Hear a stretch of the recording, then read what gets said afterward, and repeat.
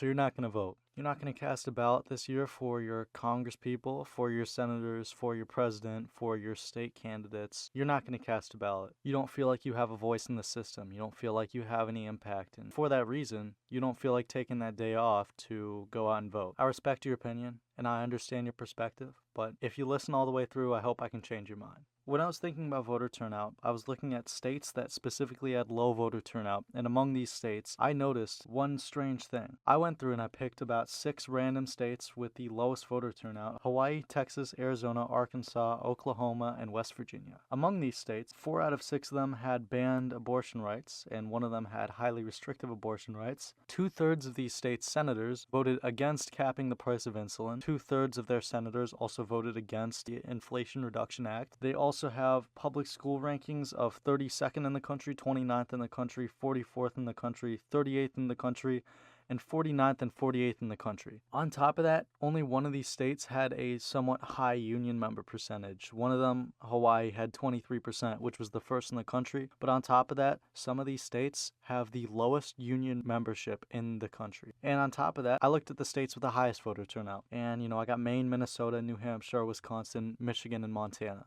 And among these states, 4 out of 6 of these states had complete accessibility with abortion rights, and only 2 of them had restrictions. So none of them banned abortion. 2/3 of their senators vote for capping the price of insulin, and you had 2/3 of their senators voting for environmental protection through the Inflation Reduction Act. Their public school rankings are pretty good. They have some public school rankings with Wisconsin, New Hampshire, and Minnesota, with respectively the 6th in the state, 9th in the state, and 17th in the state. Am I saying that these are direct results of voting, that your education will be higher, that your abortion rights might be more likely to be supported, that your senators or your representatives might actually vote for capping medical prices, or voting for more environmentally friendly bills, or maybe having a higher union rate? I'm not directly saying that, but a lot of the times these states have better qualities of life when they have higher voter turnout. When you don't vote, you actively cede your voice. And, the Democratic Party and the Republican Party aren't perfect, and I completely understand that. But giving up your voice and giving up any action for change, it doesn't make the parties pander to your voice.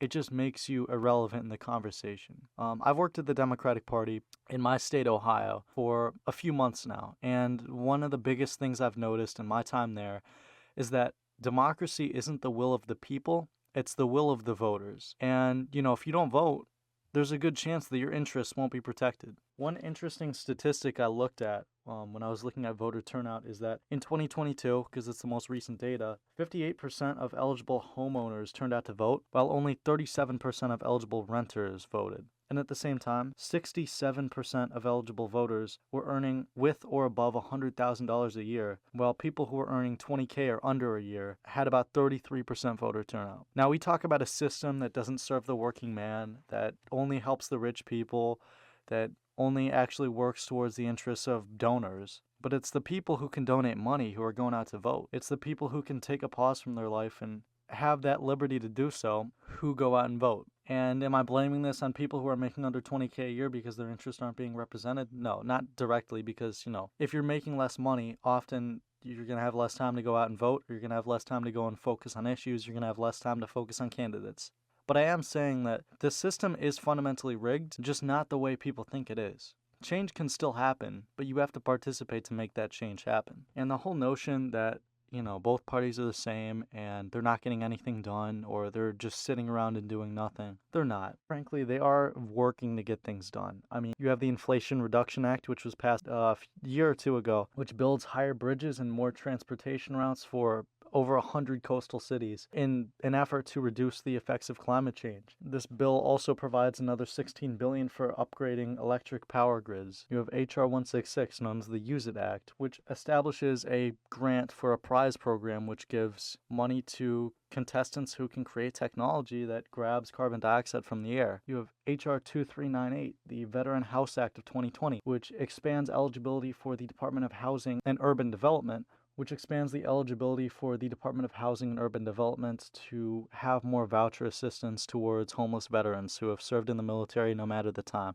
You have H.R. 1047, the Housing Assistance Efficiency Act, which authorizes private nonprofit organizations to administer permanent housing rental assistance provided through the Continuum Care Act. Within the last few years, the government's passed a significant amount of decent bills. You have bills that increase the amount of homes for people who can't afford it, bills that get homeless veterans off the streets, bills that stimulate productivity and creation, bills that prepare our country for climate change. So it's not like there's nothing going on. There's things that are happening. You just have to pay attention. Good things that happen aren't going to be in the news cycle every day. They are fighting. People are fighting for your rights. I don't care if you vote Republican or Libertarian or Green Party or Democrat. But I would say if you don't feel like the system is serving you, change up your choice. Or better yet, go and talk to your representatives. Go and talk to your local parties. See what they're doing for you. Ask around. There's no reason you shouldn't be participating in a system that thousands, hundreds of thousands, millions have fought for and fought to sustain. And, I'm patriotic and everything, so I'm going to say it's your duty as a citizen to do so. But at the same time, it's your duty to yourself. You're making your odds better for a quality of life every time you go out and vote. And, you can prove me wrong. You can comment on why you think it's a great idea to not vote. But, at least we can talk about it. I really do think you should vote. I really think you should encourage everyone else to vote. And comment. Let me know what you think about this. Let me know who you're voting for. And yeah, Election Day is November 5th. You can cast your early mail-in ballots on October 7th. And yeah, go vote, please. Dear God, we need to vote, please. Our voter turnout is so low. Please go vote. All right, see y'all.